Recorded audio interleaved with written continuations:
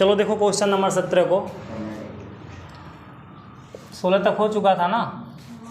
Question number 17 का आता है दो क्रमागत संख्याएं ज्ञात कीजिए। अभी हमने कल के डेट में बताया था क्रमागत संख्या कैसे माना जाता है। पहला x होता है तो दूसरा क्या होता है x+1। तो यहाँ तुम पहले दो क्रमागत संख्या मान लो। माना दो क्रमागत संख्या, बोलो क्या होगा, x होगा एक और दूसरा क्या होगा x+1 है। ठीक है, x+1 है। एक क्रम से हो गया। आगे क्वेश्चन में कहता है जिनके वर्गों का योगफल 265 है। तो यहाँ प्रश्नानुसार में क्या लिखोगे, प्रश्नानुसार में लिखोगे चूँकि इनके वर्गों का योगफल, वर्गों का बोलो क्या लिखोगे, योगफल 255 है। ठीक है, इस टाइप के हम लोग कई क्वेश्चन सॉल्व कर चुके हैं। देखो ये जो तुम्हारे संख्या है ना x और x+1, इनका हमें वर्ग करना है। इनका हमें क्या करना है, वर्ग। और वर्ग करने के बाद इनको जोड़ लेना है। इसी को हम वर्गों का योगफल कहते हैं। तो जब इनको जोड़ते हैं तो क्या मिलता है, 255 मिलता है। 55 नहीं है बच्चों, 265 दिया है। ठीक है, जिनके वर्गों का योगफल 265 है, यहाँ पे 65 लिख लो। अब इन्हें सॉल्व करना है। चलो देखो x² प्लस x+1 के होल स्क्वायर को हम a+b के होल स्क्वायर पर तोड़ेंगे तो क्या आएगा बताओ, x² प्लस 1 का स्क्वायर प्लस 2 गुणे x गुणे 1 बराबर में 265। x² 2 को हो जाएगा ना, 1 का स्क्वायर तुम एक ही लिखोगे, 2 का x से और 1 से गुणा कराओगे तो क्या बनेगा, 2x, 265 इधर ला देना, माइनस 265 बराबर 0। अब हम लिखेंगे 2x² प्लस 2x माइनस 1 में से 265 को घटाना है, नहीं घटेगा तो इसमें से घटाओगे 200, कितना बचेगा 64 बराबर 0। अब पूरे समीकरण में तुम 2 को कॉमन निकाल लो, x² प्लस x माइनस 132 बचेगा इक्वल 0। ये 2 हमारा 0 की तरफ जाएगा, x² प्लस x माइनस 132 बच जाएगा, बराबर में क्या हो जाएगा 0। ये 2 मेरा 0 की तरफ चला गया। ठीक है, अब हम 132 का फैक्टर करेंगे तो 12 गुणे 11 बताओ, 12 गुणे 11 132 के फैक्टर बनेगा। 12 में हम 11 का गुणा करें तो क्या मिलेगा, 132। 132 के सामने कौन सा चिन्ह दिख रहा है, माइनस, यानी इनका माइनस करना पड़ेगा। 12 में से 11 को घटाना पड़ेगा तो इससे x के आगे 1 छिपा है, आ जाएगा, है ना। 12 में से 11 घटाओगे 1 बचेगा। तो इसको नोट हम करेंगे, x² प्लस 1 कैसे आ रहा है, 12 में से 11 घटाने पर बगल में x माइनस 132 बराबर 0। अब तुम्हें x का इस ब्रैकेट में गुणा करा देना है, x² प्लस x का ब्रैकेट में गुणा कराओगे तो 12x बनेगा, फिर x का 11 से कराओगे तो 11x बनेगा, माइनस में 132 बराबर का 0। अब इन दोनों में और इन दोनों में कॉमन आराम से देखो, पहले में x कॉमन होगा तो x+12 आएगा, दूसरे में हम 11 कॉमन लेंगे तो x+12 आएगा, है ना, क्योंकि 132 को हमने बताया ना 11 गुणे 12 लिख सकते हो। तो जब 11 कॉमन लोगे तो 12 बच जाएगा, x+12 मेरा कॉमन हो गया, x माइनस 11 बच जाएगा बराबर का 0।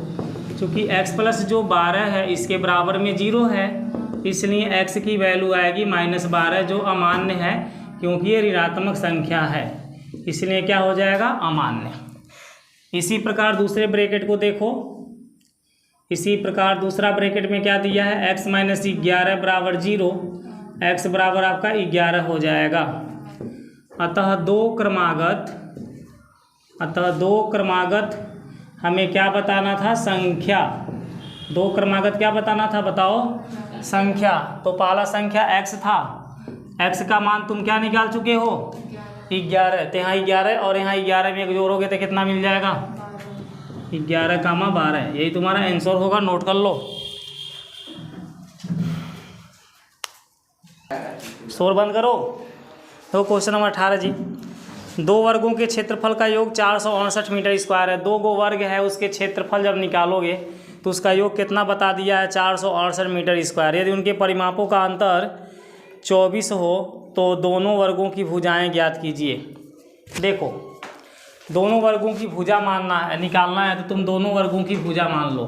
ये बताओ, वर्ग की भुजा 4 होती है तो चारों तो बराबर होती है। तो वर्ग की भुजा का हम एक को x मानते हैं तो सभी x रहेगा, अगर y मानते हैं तो सभी क्या होगा, y होगा। क्लियर है ना। तो हम लिखेंगे माना दोनों वर्गों की भुजाएं, माना दोनों वर्गों की भुजाएं क्रमशः क्या लिखा आएगा बताओ, x मीटर और y मीटर है। इसका अर्थ तुम लोग समझ पा रहे हो कि दो गो वर्ग हैं तो उनकी भुजाएं पहले वाले की x माना गया है और दूसरे वाले की क्या माना गया है, y माना गया है। प्रश्नानुसार चूँकि इनके वर्गों का योगफल, वर्गों के लिखा क्या लिखा, चूँकि वर्गों के क्षेत्रफल का योगफल, चूँकि दो वर्गों के क्षेत्रफल का, ये क्षेत्रफल है, का योगफल, बोलो कितना दिया है, 468 मीटर स्क्वायर दिया है ना। इसलिए बताओ दो गो वर्ग हैं तो इनके क्षेत्रफल हमें निकालना है। तो पहले वर्ग का क्षेत्रफल क्या होगा, भुजा स्क्वायर, और उसकी भुजा तुम क्या माने हो, x। जो दूसरा वर्ग है उसका भी क्षेत्रफल क्या होगा, भुजा स्क्वायर। तो उसका y है, लोग भुजा है, इसका क्या है, x है। इन वर्गों के क्षेत्रफल का हमें करना क्या है, योगफल करना है, यानी इनके बीच हम योग का चिन्ह लगाएंगे और इसके बराबर क्या रहेगा, 468। समीकरण नंबर 1 हो गया। कोई दिक्कत है, ये पहले वर्ग का क्षेत्रफल x स्क्वायर निकला है, ये दूसरे वर्ग का क्षेत्रफल y स्क्वायर निकला है। क्यों, क्योंकि भुजाएं अलग अलग है ना। और बीच में कौन सा चिन्ह लगाएंगे, प्लस, क्योंकि योगफल की बात कहा गया है। ठीक है, आगे देखो, यहाँ पे लिखो पुनः, क्या क्वेश्चन में देता है, देखो पुनः उनके परिमापों का अंतर 24 मीटर है। पुनः उनके परिमापों का अंतर कितना दिया है बताओ, 24 मीटर है। इसलिए अब बताओ वर्ग के परिमाप का फार्मूला क्या होता है, 4 गुणा भुजा। वर्ग के परिमाप का सूत्र होता है 4 गुणे भुजा। तो हमारा पहला जो वर्ग है उसकी भुजा कितनी है, x है। तो ये पहले वर्ग की परिमाप क्या हो जाएगा, 4x, और दूसरे वर्ग का परिमाप बताओ 4y। अंतर माने क्या होता है, घटाना। बताओ कितना है, 24। इसमें से 4 कॉमन निकालो, x माइनस वाई की वैल्यू हो जाएगी 24। 4 से 24 6 बार में कट जाएगा तो x माइनस वाई का वैल्यू आ जाएगा 6। इतना तुम लोग समझ पा रहे हो। चलो आगे देखो, इसके दोनों पक्षों का हम स्क्वायर कर दें। दोनों पक्षों का क्या कर दें, इसको पहले समीकरण तो 2 बना लो, इसके दोनों पक्षों का वर्ग कर लो। यहाँ लिख लो, दोनों पक्षों का वर्ग करने पर, जब वर्ग करोगे तो बोलो क्या बनेगा। तुम लोग नोट क्यों करते हो, x माइनस वाई का होल स्क्वायर बराबर 6 का स्क्वायर। ठीक है, बोर्ड पर से उड़ नहीं जाएगा, यही नहीं रहेगा, पहले समझो बाद में नोट करना।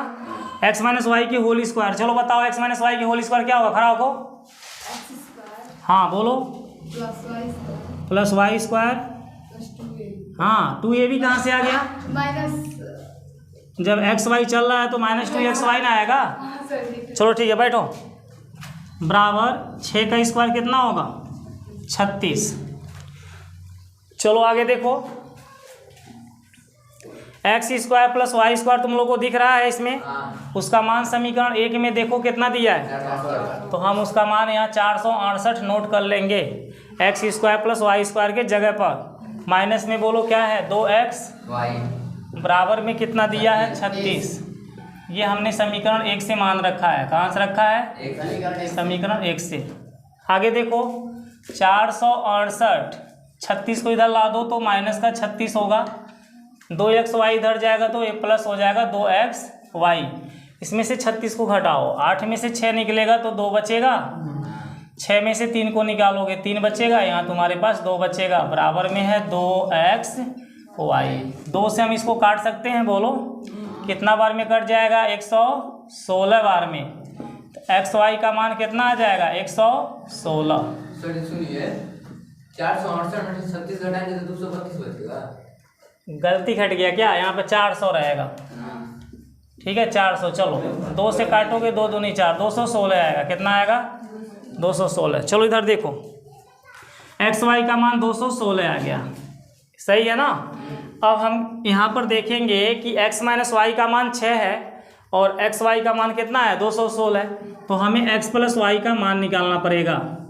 इसका मान निकालना पड़ेगा, या इसको फैक्टर विधि से लगाना चाहते हो तो यहाँ से x का मान निकाल करके वहाँ पर रख सकते हो, या y का मान निकाल के वहाँ रख सकते हो, तुम्हारे ऊपर डिपेंड है। 2 गुणनखंड विधि हो जाएगा। ठीक है, तो यहाँ पर देखो हम फैक्टर विधि से नहीं लगाएंगे, दूसरे मेथड से लगाएंगे। तो यहाँ हम एक फार्मूला लिखेंगे, x प्लस वाई के होल स्क्वायर बराबर क्या फार्मूला होती है बताओ? x प्लस वाई के होल स्क्वायर बराबर फार्मूला होता है x माइनस वाई का whole square plus 4xy plus 4xy। ये फार्मूला को याद रखना। x प्लस वाई के होल स्क्वायर बराबर x माइनस वाई का मान बताओ यहाँ पे कितना दे रहा है? 6। तो हम 6 का स्क्वायर क्या लिख देंगे? 36 प्लस xy का मान देखो कितना दिया है? 216। तो यहाँ तुम लिखोगे 4 गुणे 200, है ना, xy का मान 216। आगे देखो x प्लस वाई के होल स्क्वायर बराबर 36 प्लस इसका इसमें गुणा करा लेंगे, 16 चौका 64, 4 दूनी 8, 800 कितना हो जाएगा? 64। 864 और 36 को जोड़ के बताओ कितना आएगा? 900 हो जाएगा। हो जाएगा ना 900। जब वर्गमूल लोगे तो x प्लस वाई के होल स्क्वायर का वर्गमूल क्या आएगा? x प्लस वाई, और 900 का वर्गमूल क्या आ जाएगा? 30। ये समीकरण नंबर तुम्हारा 4 हो जाएगा। क्या हो जाएगा? अब समीकरण 4 के नीचे तुम समीकरण 2 देख रहे हो, यहाँ नोट कर लो।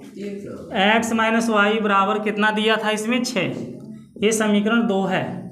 चलो समीकरण 4 और 2 को हम जोड़ेंगे। समीकरण 4 और 2 को क्या करेंगे? जोड़ेंगे तो y से y क्या होगा? कट जाएगा। x में x को जोड़ने से कितना x बन जाएगा? 2x बन जाएगा, और इनको जोड़ने से 36। 2 से 36 मेरा कौ बार में गया? 18 बार में। तो x का वैल्यू आ गया 18। x का वैल्यू क्या आ गया? 18। अब आगे देखो इस साइड में, अब तुम x का मान किसी भी समीकरण में रख सकते हो। जितना समीकरण बना है जहाँ चाहो वहाँ रख सकते हो। तो x का मान मैं समीकरण 3 में रखूँगा। x का मान कहाँ रखूँगा? समीकरण 3 में रखने पर। ये मान क्यों रखा जा रहा है? क्योंकि हमें y का भी मान पता करना है। तो समीकरण 3 देखो, x y बराबर क्या दिया है? 216। x का मान हम लिख देंगे 18, बगल में y बराबर 216।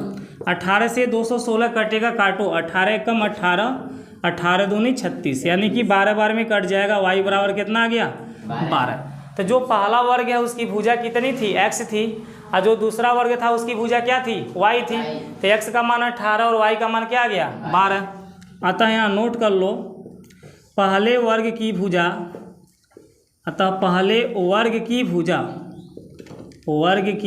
भुजा कितना निकला है बताओ? 18 मीटर। कितना निकला? 18 मीटर। तथा दूसरे वर्ग की भुजा 12 मीटर है। 12 मीटर है। ये हमारा आंसर हो जाएगा। ठीक है, नोट कर लो।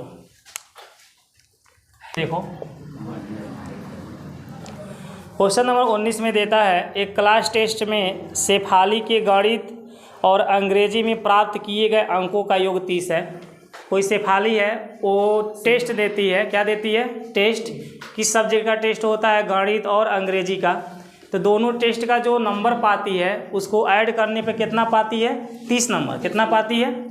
तो यहाँ तुम लिख लो, माना शेफाली ने गणित में x अंक प्राप्त किया। x अंक प्राप्त किया। ठीक है, हमने गणित में कितना मान लिया? x अंक। प्रश्नानुसार में आ जाओ, प्रश्नानुसार में क्या लिखोगे, चूँकि शेफाली ने टेस्ट में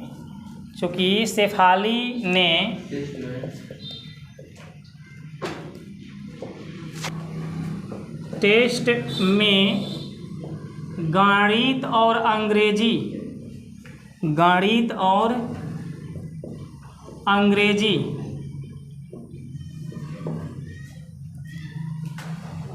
में प्राप्त किए गए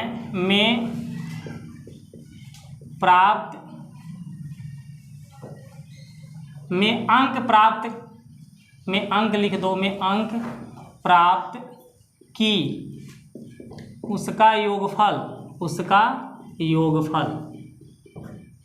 ऐसे लिख लोगे, ठीक है। क्योंकि शेफाली ने टेस्ट में गणित और अंग्रेजी में अंक प्राप्त की, उसका योगफल कितना दिया गया है, 30 है। उसका योगफल कितना है, 30। क्या तुम लोग समझ पा रहे हो कि गणित और अंग्रेजी, गणित मतलब समझो मैथ है, अंग्रेजी मतलब इंग्लिश है, दोनों सब्जेक्ट का जो नंबर है वो मिला के 30 है। तो मैंने यहाँ माना में क्या लिखा है, माना में लिखा है कि गणित में x पाई है, तो यहाँ गणित में कितना पा गई, x। इंग्लिश का पता नहीं है, बराबर में क्या है, 30। इंग्लिश जानना है तो x को उधर भेज दोगे, इंग्लिश में कितना हो जाएगा, 30 माइनस x नंबर, ठीक है। इसलिए अंग्रेजी में प्राप्त अंक, अंग्रेजी में कितना अंक प्राप्त कर रही है बताओ, 30 माइनस x। यहाँ निकाल के दिखाया ना, इंग्लिश में 30 माइनस x पा रही है। अब आगे क्वेश्चन को देखो क्या कहता है। अब तो तुम दोनों विषय में इसका अंक जान गए हो कि गणित में x अंक पाई है और इंग्लिश में कितना पाई है, 30 माइनस x पाई है। आगे देखो क्वेश्चन में क्या कहता है, आगे कहता है यदि उसको गणित में 2 अंक अधिक और अंग्रेजी में 3 अंक कम मिले होते तो उनके वर्गों का गुणनफल 210 होता। फिर लिखो, चूँकि यदि, जो ये दिया इसको नोट करना होगा, यदि उसको गणित में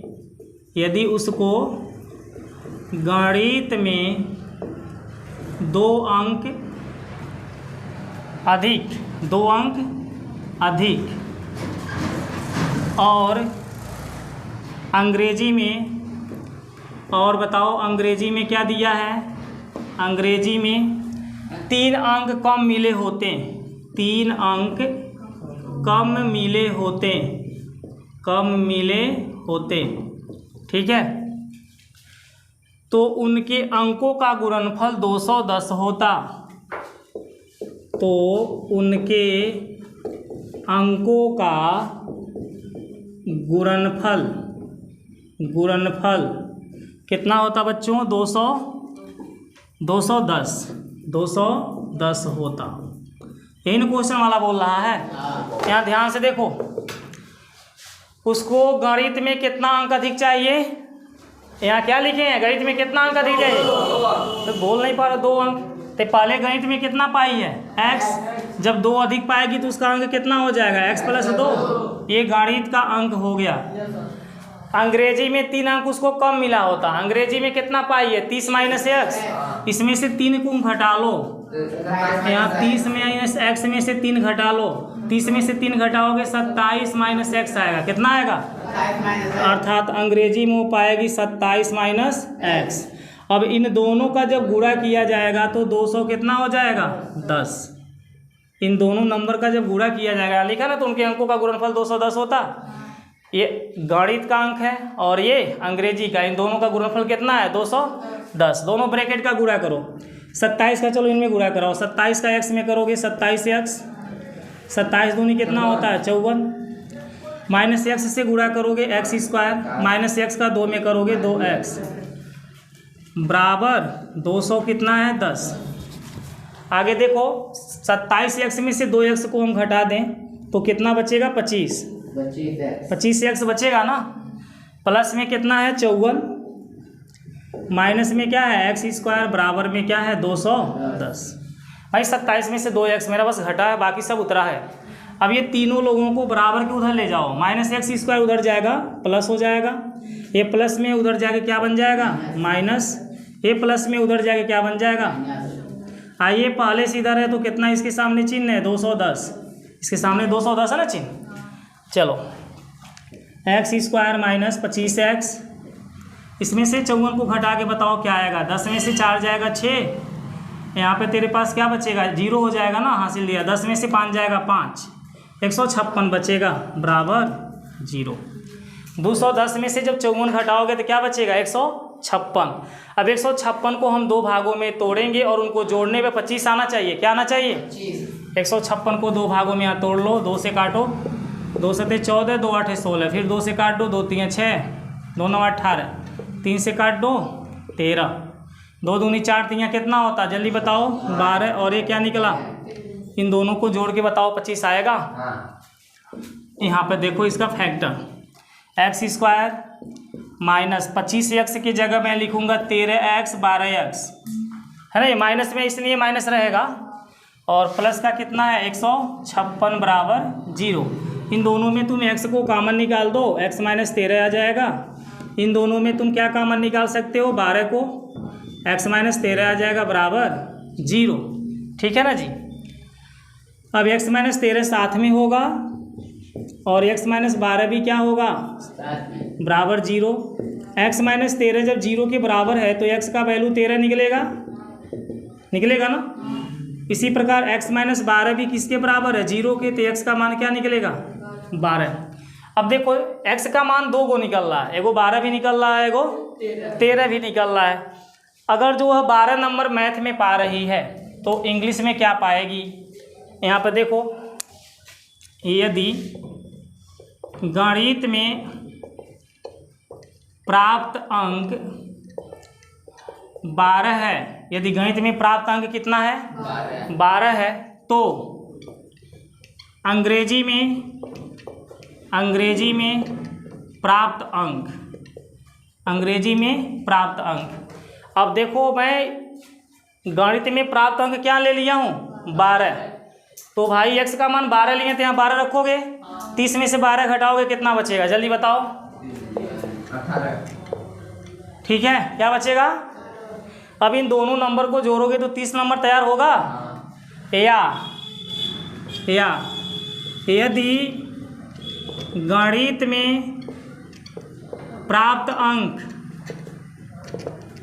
कितना है, 13, प्राप्त अंक भाई 2 को आया ना गणित में अंक, 12 भी आया 13 भी आया, तो जब 12 रहेगा गणित में तो अंग्रेजी में कितना पाएगी, 18। लेकिन गणित में यदि 13 अंक पाती है तो बताओ अंग्रेजी में कितना पाएगी, तो अंग्रेजी में प्राप्त अंक, अंग्रेजी में प्राप्त अंक कितना हो जाएगा, 17। क्योंकि इन दोनों को जोड़ने पे 30 आना चाहिए, 13 यहाँ घटा लो, x का मान यहाँ 13 रख के घटा लो, 30 में से 13 घटेगा क्या बचेगा, 17। तो तुम्हारा आंसर ये भी हो सकता है, आंसर ये भी हो सकता है, या करके दोनों आंसर लिखोगे। ठीक है, चलो नोट कर लो। क्वेश्चन में क्या देता है, एक समकोण त्रिभुज की ऊंचाई इसके आधार से 7 सेमी कम है। आप लोग जानते हो समकोण त्रिभुज क्या होता है, जिसकी एक भुजा 90 डिग्री के कोण पे खड़ी हो। यहाँ पे 90 डिग्री का क्या होता है बच्चों, कोण होता है। ये हम बोलते हैं, अगर इसको हम मैच करा देते, इससे मिला देते तो ये त्रिभुज का आकार ले लेता है। इसी को हम समकोण त्रिभुज कहते हैं। ठीक है, यानी कि समकोण त्रिभुज का जो आधार और लंब होते हैं एक दूसरे को 90 डिग्री के कोण पर मिलते हैं। ठीक है, यही आपका समकोण त्रिभुज है। इसका नाम आप रख सकते हो ABC। इसमें इस वाले रेखा को हम कर्ण बोलते हैं क्योंकि ये 90 डिग्री के सामने वाली रेखा होती है। ठीक है, जो सीधा खड़ा होता है इसको हम लंब बोलते हैं और नीचे वाले को हम क्या बोलते हैं, आधार। क्लियर है ना। क्यों इसको आधार बोलते हैं, क्योंकि इसी के ऊपर ये खड़ा है ना, इसको इसलिए बेस कहा जाता है, आधार कहा जाता है, और ये खड़ा है तो ये लंब है। ठीक है, आगे देखो, परपेंडिकुलर इसको बोलते हैं ना, परपेंडिकुलर। लंब को क्या कहते हैं, परपेंडिकुलर। ठीक है, आगे देखो, हाँ पहले क्वेश्चन को देखो। एक समकोण त्रिभुज की ऊंचाई इसके आधार से 7 सेमी क्या है, कम। आधार से ये 7 सेमी कम, इसको ऊंचाई भी कहा जाएगा, लंब भी कहा जाएगा और ऊंचाई भी कहा जाएगा। तो अगर इसका आधार हम मान लेते हैं कि x है, इसका आधार क्या मान लेते हैं, x सेमी। बोलो, इसका आधार हमने क्या मान लिया, x सेमी। तो ऊंचाई क्या होगी, इससे 7 कम, x से 7 कम क्या होगा, x माइनस 7 सेमी। होगा कि नहीं होगा, बोलो, यही होगा। एक समकोण त्रिभुज की जो ऊंचाई है आधार से 7 सेमी कम है, तो हमने आधार को x मान लिया, इसकी ऊंचाई x माइनस 7। क्लियर हुआ। आगे चलते हैं। यदि कर्ण 13 सेमी का हो, कर्ण कितना सेमी का हो, तो ये वाला तुम्हारा ऑलरेडी कर्ण कितना है, 13 सेमी है।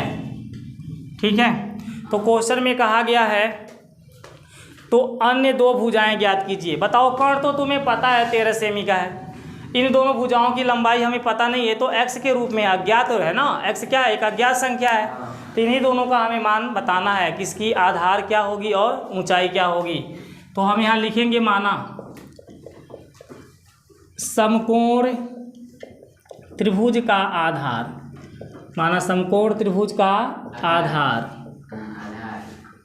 x सेमी है। कितना सेमी है, आधार देखो x माने हैं। अब इसमें सोचने की बात क्या है, सब कुछ लिख ही दिए हैं, बस यहाँ अपने लिखो प्रश्नानुसार। चूँकि ऊंचाई आधार से 7 सेमी क्या है, बताओ 7 सेमी कम है ना। ऊंचाई जो है आधार से 7 सेमी कम है, इसलिए समकोण त्रिभुज की ऊंचाई, इसलिए समकोण त्रिभुज की ऊंचाई क्या होगी, बताओ ऊंचाई क्या होगी। लिखा हुआ है, देख के नहीं बता पा रहे हो, x-7 सेमी हो जाएगा। क्लियर है, आगे बढ़ते हैं। तथा कर्ण क्या होगा, तो बुक में बताया है कर्ण जो है वो 13 सेमी का है, तो कर्ण बराबर हम क्या लिख देंगे, 13 सेमी। इतना समझ में आ गया। अब हम लगाएंगे समकोण त्रिभुज ABC, इसको हमने ABC मान लिया है। नहीं अगर समकोण त्रिभुज ABC मानते हो तो बस लिख सकते हो समकोण त्रिभुज में पाइथागोरस, ये पाइथागोरस लिखे हैं प्रमेय से। हम समकोण त्रिभुज में कौन सा सूत्र यूज करेंगे, पाइथागोरस प्रमेय। पाइथागोरस प्रमेय हमारा होता क्या है बच्चों, कर्ण का स्क्वायर बराबर लंब का स्क्वायर प्लस आधार का स्क्वायर। ठीक है, ये लंब है, ये आधार और ये कर्ण। तो बताओ कर्ण तुम्हारा है कितना, 13 सेमी, तो 13 का स्क्वायर हो जाएगा। लंब तुम्हारा क्या है, x माइनस 7 का स्क्वायर हो जाएगा। आधार क्या है, x का स्क्वायर हो जाएगा। क्लियर है, बोलो।